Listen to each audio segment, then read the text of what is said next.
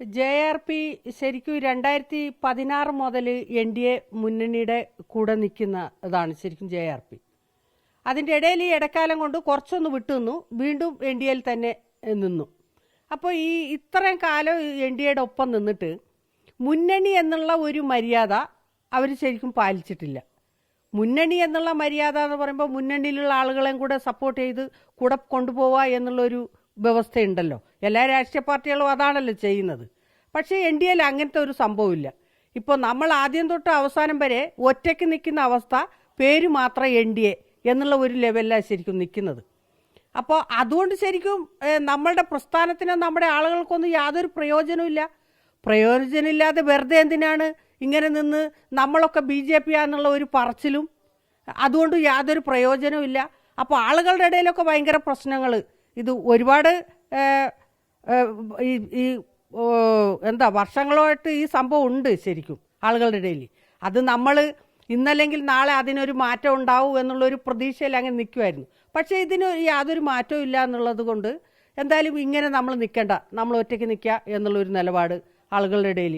ഇപ്പോൾ ഇന്നലെ ഇത് JRPയുടെ എക്സിക്യൂട്ടീവ് മീറ്റിംഗ് ആണ് കൂടിയത്. അതിലാണ് അത്തരം ഒരു തീരുമാനം എടുത്തിട്ട് ഒരു പ്രഖ്യാപനം നടത്തിയത്.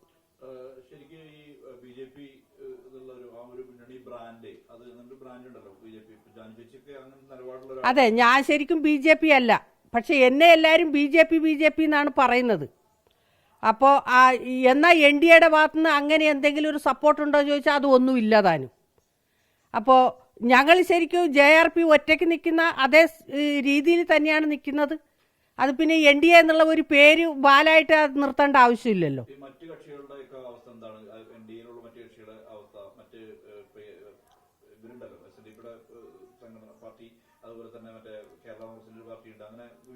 SNDPയുടെ സംവിധാനത്തിനൊക്കെ അവർ പരിഗണിച്ചിട്ടുണ്ട്. അവർക്കൊക്കെ മുന്നണി എന്നുള്ള പരിഗണന കൊടുത്തു.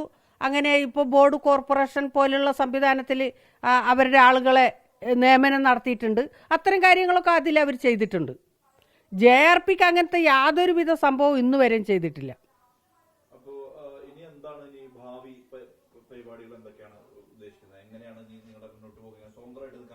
നമ്മൾ സ്വതന്ത്രമായിട്ട് നിൽക്കുക, പാർട്ടിനെ ശക്തിപ്പെടുത്തുക എന്നാണ് നമ്മൾ ഇപ്പോൾ ആലോചിച്ചിരിക്കുന്നത്. തദ്ദേശ തെരഞ്ഞെടുപ്പിനകത്ത് നമ്മൾ ഇടപെടും.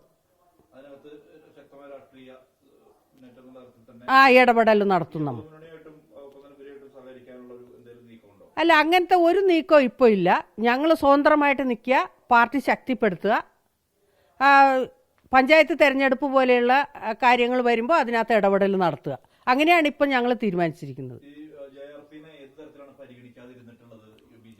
ഇല്ല, ഇപ്പോൾ നമ്മൾ ശരിക്കും ഇതിനകത്ത് വരുമ്പോൾ തന്നെ മുന്നണി എന്നുള്ള വ്യവസ്ഥയിൽ നമ്മൾ കുറേ ഡിമാൻഡുകൾ വെച്ചിരുന്നു ഇവരുമായിട്ട്.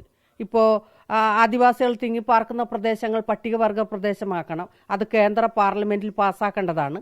കേരളത്തിൽ നിന്ന് അതിൻ്റെ മുഴുവൻ പേപ്പറും പ്രപ്പോസലും ഒക്കെ കൊടുത്തു കഴിഞ്ഞിട്ടുണ്ട്. അപ്പോൾ അതിൻ്റെ അപേക്ഷയായിട്ട് ബന്ധപ്പെട്ട് നമ്മൾ നേരിട്ട് അമിത്ഷായുടെ കയ്യിൽ 3 പ്രാവശ്യം ഞാൻ തന്നെ പരാതി കൊടുത്തിട്ടുണ്ട്. അപ്പോൾ ഇത്തരം കാര്യങ്ങളൊന്നും അവരന്വേഷിച്ചിട്ടില്ല. പിന്നെ നമ്മളുടെ ഇവിടുത്തെ ഈ മുത്തങ്ങയുടെ കേസുണ്ടല്ലോ, അത് ശരിക്കും വെറുതെ വേണ്ടാത്ത ഒരു കേസാണല്ലോ ശരിക്കും. ഇന്നിപ്പോൾ ഇത്ര വർഷമായിട്ടും അത് നിൽക്കുക, അത് CBIയുടെ കയ്യിലുള്ളത്. അതിൽ യാതൊരു കഴമ്പും ഇല്ലാത്ത ആദിവാസികളെ ഇങ്ങനെ കോട്ട് കയറിയെടുക്കുക, അവരുടെ കയ്യിലുള്ള ചില്ലി പൈസയും ഇതിനു വേണ്ടി മുടക്കുക, വക്കീൽ ഫീസ് കെട്ടുക, ഇത് മാത്രമേ നടക്കുന്നുള്ളൂ. അപ്പോൾ കേന്ദ്രം വിചാരിച്ചാൽ ഈ കേസൊക്കെ ശരിക്കും തള്ളാൻ പറ്റും. ഇപ്പോൾ കോടതിയിൽ നിന്ന് മജിസ്ട്രേറ്റ്, ഇതിൻ്റെ CBI മജിസ്ട്രേറ്റ് തന്നെ പറയുന്നിട്ടുണ്ട്, ഈ കേസൊന്നും നടത്തിയിട്ട് കാര്യമില്ല, ഇത് തള്ളുന്നതാണ് നല്ലതെന്ന് മജിസ്ട്രേറ്റും കൂടെ ഒരു റിപ്പോർട്ട് കൊടുത്തിട്ടുണ്ട്. ഇത് തള്ളുന്നതിന് കുഴപ്പമില്ലാത്ത കേസാണ് എന്നുള്ളത് രീതിയിൽ. അപ്പോൾ ഇത്തരം സംഭവങ്ങളുണ്ട്, ഇതിനകത്തൊന്നും ഇടപെടുന്നില്ല. പിന്നെ നമുക്ക് ഈ ബോർഡ് കോർപ്പറേഷൻ ഇങ്ങനെയുള്ള സംഭവത്തിനകത്ത് ഒരു പങ്കാളിത്തം നമുക്ക് ഇതുവരെ ഉണ്ടായിട്ടില്ല. രാജ്യസഭയിൽ ഒരു പങ്കാളിത്തം നമ്മൾ വേണമെന്ന് ആവശ്യപ്പെട്ടിട്ടുണ്ടായിരുന്നു, അതും പരിഗണിച്ചിട്ടില്ല. പിന്നെ ഒരു കാര്യവും നമുക്ക് വേണ്ടി ചെയ്യുന്നില്ലെങ്കിൽ പിന്നെ ഇവരുടെ പേര് മാത്രം നമ്മളൊക്കെ BJP ആണെന്ന് ബ്രാൻഡ് ആക്കുന്നതിന് വേണ്ടി എന്തിനാണ് നിൽക്കുന്നത്? അപ്പോൾ അതുകൊണ്ടാണ് ആളുകളുടെ ഇടയിൽ ഭയങ്കരമായിട്ടുള്ള അമർഷമുണ്ട്. അപ്പോൾ എല്ലാവരും ഐക്യകണ്ഠേന എടുത്ത തീരുമാനമായത്. അല്ല, മുന്നണി എന്നുള്ള നിലയിൽ നമ്മളെ പരിഗണിച്ചിട്ടില്ല. ആ രീതിയിൽ ഉള്ള ഒരു പരിഗണന ഇന്ന് വരെയും കിട്ടിയിട്ടേ ഇല്ല. സംവിധാനം എന്ന് പറഞ്ഞൊരു വേറൊരു നിലപാടുള്ള എന്നുള്ള അവസ്ഥയായിരുന്നു. അതിന് BJP എന്നുള്ളൊരു ഇതിലേക്ക് വന്നപ്പോൾ അതൊരു ദോഷമായിട്ട് ബാധിക്കുന്ന ഒരു അവസ്ഥ ഉണ്ടായിട്ടുണ്ട്. പല ഘട്ടങ്ങളിലും ആളുകളൊക്കെ പറയുമ്പോൾ വിമർശനം ആയിട്ട് വിമർശനം ഉണ്ടായിട്ടുണ്ട്. വിമർശനമൊക്കെ പിന്നെ എന്തെങ്കിലും നടക്കട്ടെ, നമ്മുടെ ആളുകൾക്ക് പ്രയോജനപരമായിട്ടുള്ള കാര്യങ്ങൾ നടന്നാൽ വിമർശനത്തിനെയൊക്കെ നമുക്ക് മാറ്റി നിർത്താം.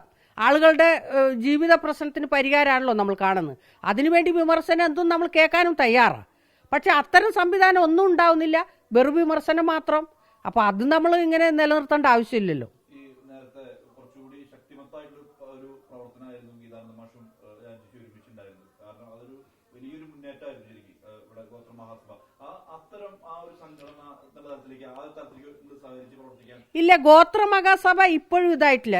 ഇപ്പം ഞാൻ ഈ കഴിഞ്ഞ ദിവസമൊക്കെ കോട്ടയത്ത് അടിമാലിയിലൊക്കെ ഗോത്ര മഹാസഭയുടെ യൂണിറ്റ് ഉദ്ഘാടനമാണ് ചെയ്തത്. ഗോത്ര മഹാസഭ വളരെ സജീവമായിട്ടുണ്ട്.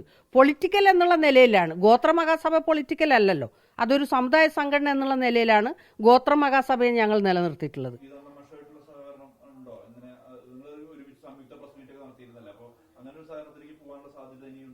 ഗീതാനന്ദ മാഷ് ഗോത്ര മഹാസഭയുടെ ആളല്ല ശരിക്കും. ഗോത്ര മഹാസഭയിലെ ഗീതാനന്ദ മാഷിന് മെമ്പർഷിപ്പ് ഒന്നും എടുക്കാൻ പറ്റില്ല. ഗോത്ര മഹാസഭയുടെ പുറത്തുള്ള ഒരു കോർഡിനേറ്ററാണ് ഗീതാനന്ദ മാഷ്. ഗോത്ര മഹാസഭയിലെ ആദിവാസികൾക്ക് മാത്രമേ മെമ്പർഷിപ്പും പങ്കാളിത്തമൊക്കെ ഉള്ളൂ.